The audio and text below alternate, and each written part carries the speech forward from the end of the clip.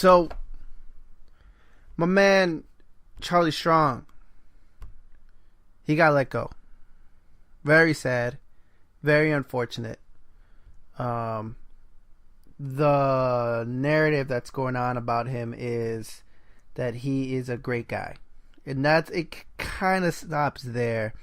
People don't really come out and say, well, he was a great guy and he didn't deserve to get fired, or he's a great coach. And I just think people overreact a little too much. Now, I do believe at some point after 3 years at Texas, you got to start winning games, man. And I think I've always said, I know Don V's come out and said too as well, if you're not winning at least bare minimum 9 games a year at the University of Texas, there is something wrong in that program. And there is absolutely no excuse. There's no excuse to not be winning 9 games every single year. Now, I gave Charlie Strong a pass the first 2 years. It was a dumpster fire. They had the recruits, but just something's just not right.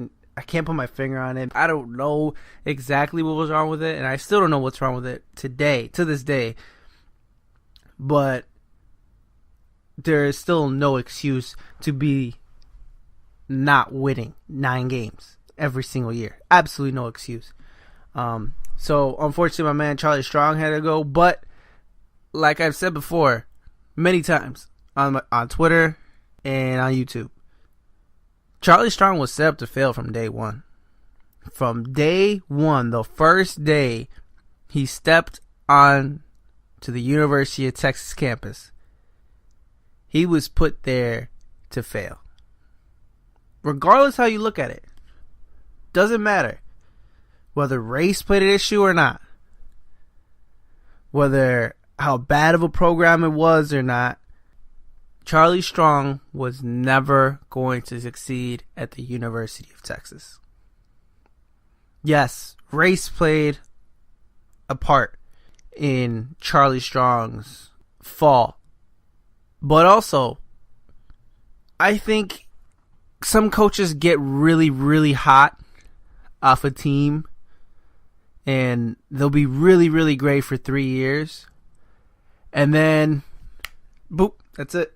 Up to a great program. You see it all the time. I think my favorite example is Brent Pease. He moved just offensive coordinator from Boise State. Little old Boise State. No media, no coverage, no talent, no expectations. Just pure, free, whatever he wanted. He was an offensive coordinator, free play calling, could call whatever he wanted, call the Statue of Liberty, even call Statue of Liberty play against Oklahoma. Had he not gotten that, no one would care. Nobody would have cared. But then he gets hired by Texas, gets swayed with a limo, him and his wife are taking his fancy dinner in Austin. Huge contract, goes to the University of Texas, and he blew. He was awful. And he's been bouncing around ever since. And I think a lot of these coaches that come from smaller programs or smaller jobs and then get quickly up into a program so quickly. It's University of Texas. Oh, let's sign this good guy, the hottest guy right now on the streets. Let's go get this dude, sign him up, give him all the millions, give him all this responsibility. And a lot of these guys aren't ready. Charlie Strong was not ready for this job. Louisville, good football program, great. But he was there for 4 years. That wasn't enough time to really say, yes, this is my established program.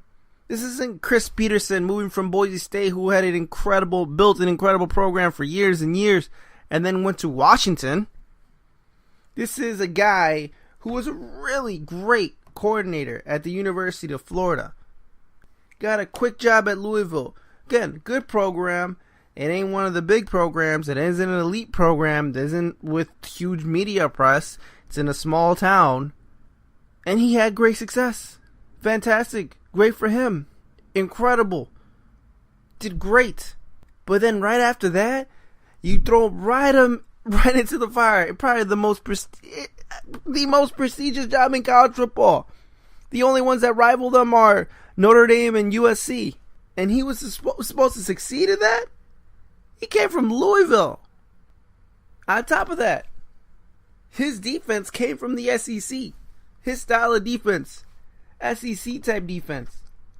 SEC type defense is never, ever going to work in the Big 12. And the Big 12 gets ragged on all the time. Well, Big 12 for years. And they haven't been this very good these last 2 years. And I'll admit that. Big 12's just talent overall has not been great. Texas A&M and Missouri's killed them. But in the Big 12, you gotta play bend but don't break, looking for sacks and looking for turnovers. That's not what Charlie Strong does. That's not what SEC teams do. They're looking for 3 and outs. They're looking for stops. They're looking to stop the run. They want safeties that come up and hit.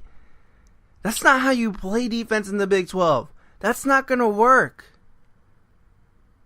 That's why even when Charlie Strong said, I'm going to start taking over play calling, I knew that was going to be a horrible idea because he's an SEC guy. He doesn't understand Big 12 defense. You got to play bend but don't break. You got to play a lot of zone coverage. You got to look for a ton of sacks and turnovers because the offenses are going to score. You will not stop these Big 12 quarterbacks. They're going to freaking score. You have to get big sacks to bring them up on 3rd and longs, and you got to get turnovers to get more possessions to your offense and less possessions to their offense. That's how you win in the Big 12. You don't go by, we have to stop. You got to hit that A gap and shut down this run game. No, that's not how the Big 12 works. He was never going to succeed. It worked at Louisville because the Big East ran the ball because it's in the North. And then he had an NFL quarterback in Teddy Bridgewater. It was never going to work. Charlie Strong was never going to work at Texas. It was a bad hire. And at the time, I thought it was a great hire because I didn't look at it. It sometimes, hindsight is 20/20. And it definitely is for me right now. But Charlie Strong was never going to work. At the time, I thought it was a great hire. Looking back at it, step by step, this thing was never going to work. And again, the racial part plays a big part in it. Do not forget that. There's a lot of people in Texas that were very uncomfortable having a head coach that was black. I don't care what nobody says. That was definitely a part of it. At the end of the day, though, if Charlie was winning, he'd still be in Texas.